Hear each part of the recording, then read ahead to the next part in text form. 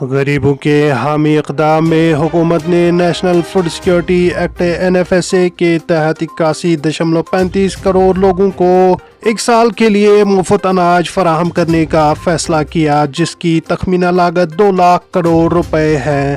حکومت ہند نے national food security act NFSA کے تحت 81.35 کروڑ غریب لوگوں کو ایک سال تک مفت راشن فراہم کرنے کا فیصلہ کیا ہے۔ حکومت کے عہدیداروں کے مطابق اس اقدام سے سرکاری خزانے پر تقریباً 2 لاکھ کروڑ روپے کا نقصان ہوگا۔ آپ کو بتاتے چلے یہ فیصلہ 31 دسمبر 2022 کو ختم ہونے والی پردھان منتری غریب کلیان ان یوجنا سے کچھ دن پہلے آیا ہے۔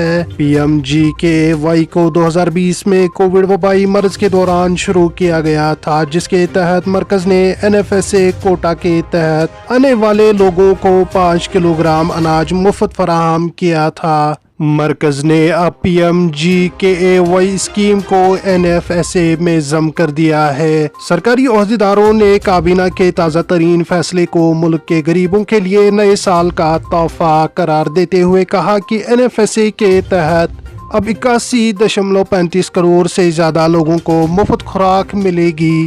انہوں نے مزید کہا کہ فائدہ اٹھانے والوں کو اناج حاصل کرنے کے لیے 1 روپیہ بھی ادا نہیں کرنا پڑے گا۔